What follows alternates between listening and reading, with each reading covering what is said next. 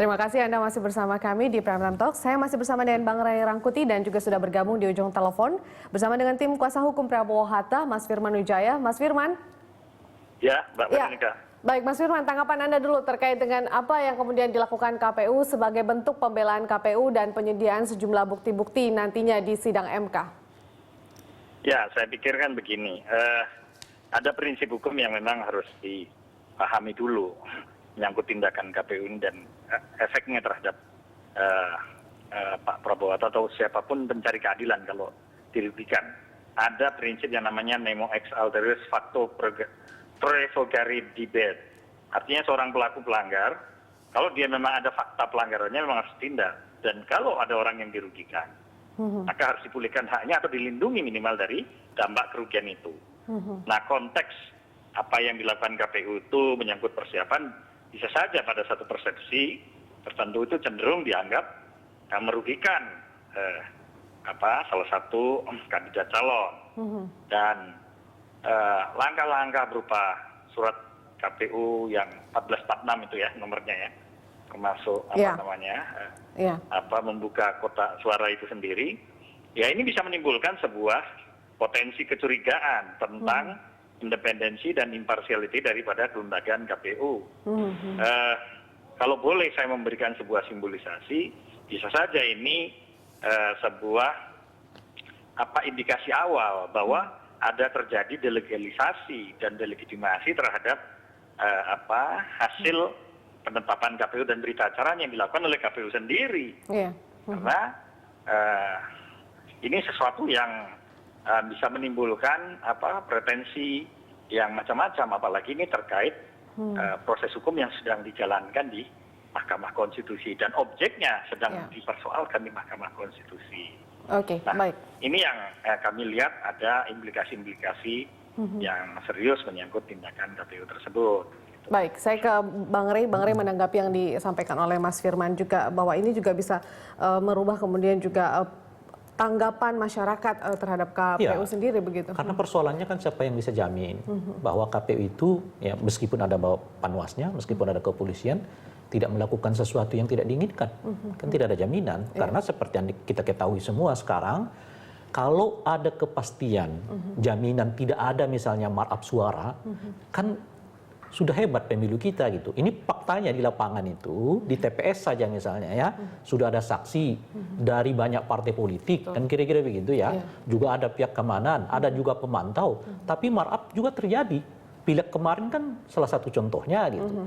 Hampir 700 kasus disengketakan ke Mahkamah Konstitusi karena terjadi manipulasi suara. Nah, padahal itu sudah diawasi oleh saksi dari banyak partai politik. Karena saat itu kan 12 partai politiknya kan, asumsi aja kita buat saksinya 6. Kok masih ada aja markup suara itu bagaimana ceritanya kan kira-kira gitu. Nah, ini sekarang juga harus dijaga perasaan publik dan kepercayaan publik kepada KPU yang terbangun sejak dari pileg kemarin sampai ke Pilpres itu gitu ya. Dengan membuat satu tindakan yang justru seperti sekarang kan menimbulkan efek. Apakah mungkin ini yang dikhawatirkan KPU bahwa masyarakat tidak percaya dengan hanya data yang disampaikan secara lisan begitu sehingga mereka kemudian membuka kotak suara sebagai bukti nantinya begitu?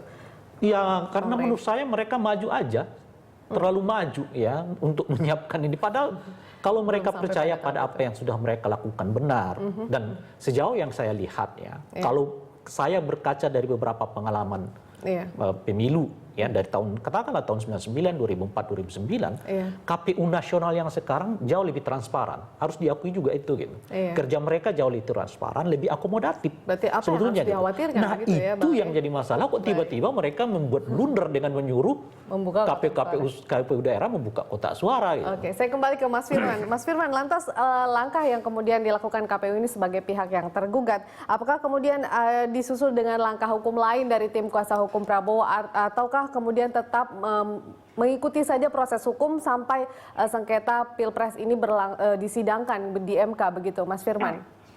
Ya, Mbak Veronica, saya pikir kalau langkah yang diajukan ke Mahkamah Konstitusi itu sebuah langkah yang memang sifatnya the last resort untuk konteks yang disebut dengan election complaint.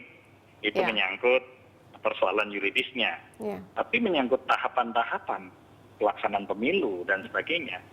justru Mahkamah Konstitusi sendiri sudah memiliki presiden, sudah memiliki jurisprudensi yang memberi ruang bahwa pemeriksaan hukum itu tidak saja sekedar terkait dengan soal selisih suara atau sengketa suara. Jadi memang Mahkamah Konstitusi sendiri sejak awal dengan putusannya nomor 75 dan 45 itu sudah membangun sebuah persepsi, kalau masyarakat mungkin bisa disosialisasikan, bahwa bukan sekedar menyangkut selisih suara saja atau matematis, tapi juga lebih kepada TSN berstruktur sistematis dan masif. Ada tidak fakta-fakta yang semacam itu? Dan bahkan itu bisa membuat Mahkamah Agung Mahkamah Konstitusi dalam ini memberikan penilaian, lebih jauh kalau memang betul ada penyimpangan pada tahapan proses penyelenggaraan pemilu itu sendiri, karena ini merupakan judicial utility function-nya MK di samping soal hitung-hitungan ya selisih suara itu yang menentukan terpilihnya calon. Jadi kalau ada prosedur yang dilanggar, apa yang disebut dengan abuse of prosedur yang saya sudah sampaikan di dalam argumen hukumnya itu sudah terinspirasi sejak lama dalam beberapa putusan MK. Nah, tinggal sekarang aparatur yang lain, ya lembaga-lembaga lain, terutama misalnya Dewan DKPP, itu kan punya fungsi yang terpadu dengan penyelenggaraan pemilu pada wilayah code of conduct-nya atau etik dari para pelaku penyelenggara pemilu, kan begitu. Nah, di situ ruang-ruang yang juga sebenarnya harus juga dijalankan secara bersamaan.